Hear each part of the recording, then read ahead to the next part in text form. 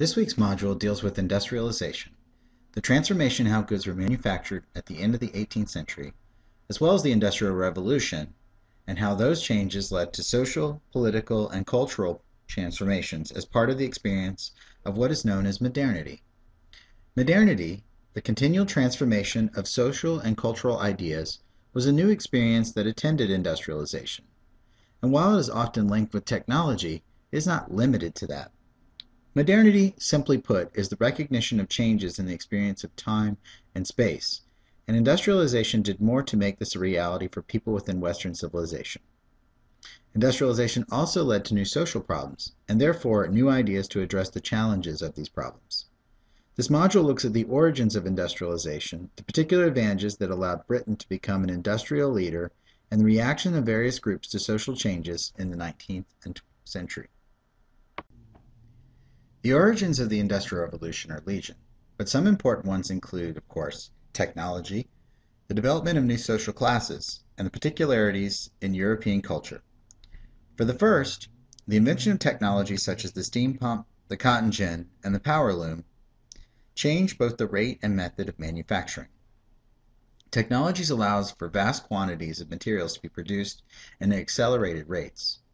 Attendant to these new technologies are new social groups, especially the development of a middle class, what Marx called the bourgeoisie in this week's reading. This group promoted the use of these technologies through entrepreneurship and constituted a growing market for goods and services in the 19th century.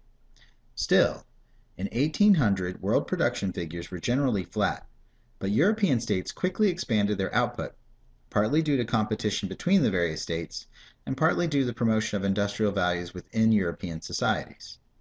The interaction of these various factors contributed to the emergence of industry as a defining aspect of modern life. The British were the first nation to capitalize on industrialization, due in large part to the confluence of advantages they enjoyed first. The first thing was the enclosure of common lands on the countryside, which led to the consolidation of farming plots and pushed populations into urban areas. The second was the celebration of entrepreneurship and investment as viable activities of the wealthy. In most other European societies, wealth meant idleness and leisure, and to continue to work or invest was frowned upon. But this was not so in Britain. Third was the existence of laws that protected private property explicitly, laws which were pioneered in the 17th century in Great Britain. Lastly was the control of both raw materials, especially coal and iron ore in Britain, and cotton in the colonies, and sugar, and markets in Britain's expanding overseas empire. The confluence of these factors allowed the British to take the lead in manufacturing quickly and to keep this advantage well into the 20th century. We tend to equate industrialization with factories, and while factories were important, they constituted a small portion of mechanized labor. Factories were typically places where women primarily worked, since the labor there required little skill, and the expensive machines led investors to attempt to find cheap labor. Children, therefore, were also common workers. The factory system did lead to a gendered division of labor, as men often worked in coal pits to provide fuel for the steam engine that powered the looms. In both cases, skill came to matter less and less in the production of goods. Urbanization was one obvious outcome of industrialization. People experienced great social change as they relocated from the countryside to the city. As we will see, this was not a steady stream of people, and it was difficult to relocate. Nevertheless, cities expanded in population in the early 19th century, especially industrial towns such as Manchester, whose population more than tripled in just 50 years. Urbanization also allowed for the development of another important sector of industrialization, the service industry. Department stores became palaces for consumers who could afford the new luxuries of industrialization. Department stores required large workforces to be maintained. As the middle class became more and more wealthy, a servant class developed as well as part of new social norms that were expected of the middle class. Industrialization fostered new ideas as well, including liberalism and utilitarianism. Rooted in the Enlightenment ideas of Adam Smith, liberalism sought to release the so-called natural energies of the marketplace and railed against all forms of government intervention. Thinkers such as Ricardo argued that intervention acted against nature and prevented the maximum effectiveness of production, especially when the government protected the working class. Welfare, he argued, was not necessary, as workers would not work below subsistence level wages, what he called the iron law of wages. However, this was disproven by the actions of the weavers, who tried to combat mechanization by working for less than subsistence until about the 1840s. Jeremy Bentham argued that any law must serve the greatest good as a form of social utility, thus was the founder of utilitarianism, while asserted the importance of industry in uplifting society, as you will see in this week's reading. Still, despite the celebrations of industrialization by liberals, numerous social problems emerged. In the countryside, attempts to move people off the land met with resistance as many people tried to remain in rural areas.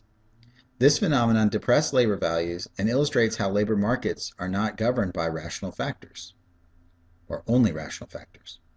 Furthermore, in some areas of Europe, serfdom remained, meaning that peasants were legally bound to the land and could not just leave. Even in areas where there was some freedom of movement, the cost of movement was often too high for many to go. In terms of the city, industrialization was blamed for numerous problems, including disease and alcoholism, both of which were rampant in cities in the 19th century, as well as prostitution. While prostitution was certainly not new, it was transformed by urbanization, allowing for an expansion of women involved in the industry, as well as new consumers. The fluctuations in manufacturing also led to periods of under or unemployment for many workers, leaving them vulnerable to starvation and disease.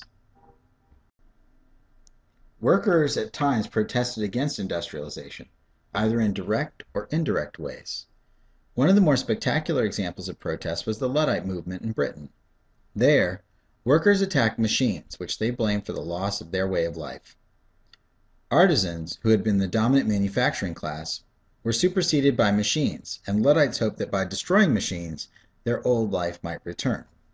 However, machine breaking was a capital offense, showing how governments protected private property in the modern age, and Luddites were executed. Other attempts, such as forming worker societies to protest against their exploitation, were not successful either. Other social effects included the transformation of work. Before, most people worked at home, either in farming or in manufacturing. With industrialization, work was moved out of the household and into new areas. Also, the guild economy and the workshop, which defined manufacturing for centuries, disappeared.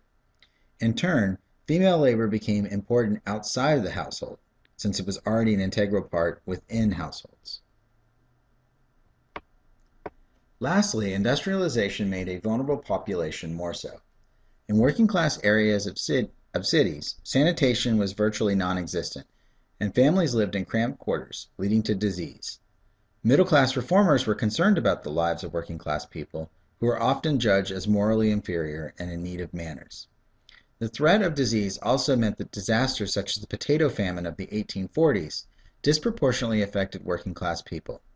It was in this atmosphere that Marx drafted his Communist Manifesto as a call for workers to revolt against this society.